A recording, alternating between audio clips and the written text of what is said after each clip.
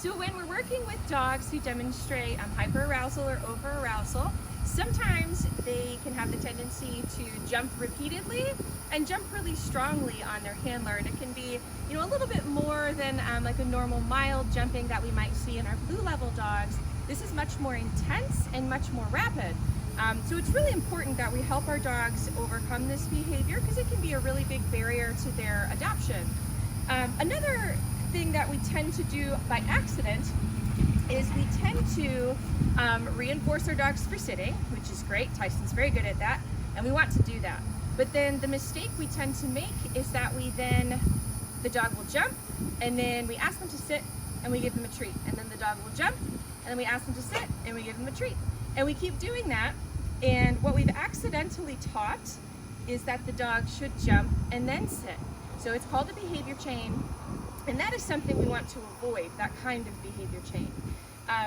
Another mistake handlers tend to make is that they tend to think just ignoring the dog is going to be enough. And when you're working with something like arousal, that kind of jumping and that level of, you know, a lack of impulse control, just ignoring the dog could actually make the jumping a little worse, or make them excited, or just have no effect on the behavior.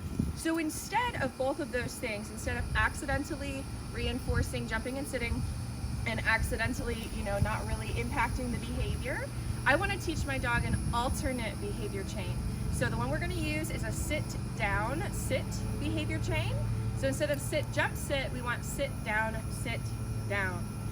So we're going to work with Tyson here today, and I believe he already knows these cues. So with a dog that doesn't, we're going to spend a lot of time teaching those things. But for a dog that does, we're going to manage their jumping behavior this way. You're very good. He offers these things very nicely. Let's move on a little bit. You're good boy. Sit. Yes. And then I'm very quickly going to try to get Tyson into the down position. Very good. If he doesn't know that, this is actually good demonstration. Very good. You like to pop up? That's okay. Come here. Come here. Very good. So I'm going to go a little slower. No. All right, let's see if he'll go down this way. Even if he is sitting and standing, that's still going to be helpful. Yes. Good. You're so funny. You like to pop. You like to pop. That's okay. Yes. Yes. Yes. Yes. Yes. Yes. So Tyson would need to learn the down cue, but while we're practicing that, you'll notice we're not sitting and then jumping and sitting and jumping. We're sitting and either standing or sitting and working on our down. And that's really where most of our shelter dogs are going to be. Most of them are not going to know the down cue. It's a really tough one. So this is going to be a pretty accurate representation of maybe what your session will look like at first. Something else I might try with Tyson is putting my slip lead on. Yes.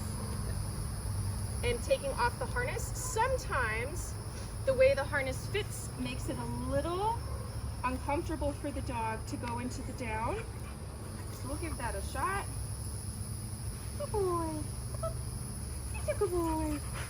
So we're going to give that a try. I'm going to put just my slip lead on. Good boy. And take that off. And we'll see if that helps him. I might also maybe try having him lay down on a bed or blanket. He might not like laying down on this material.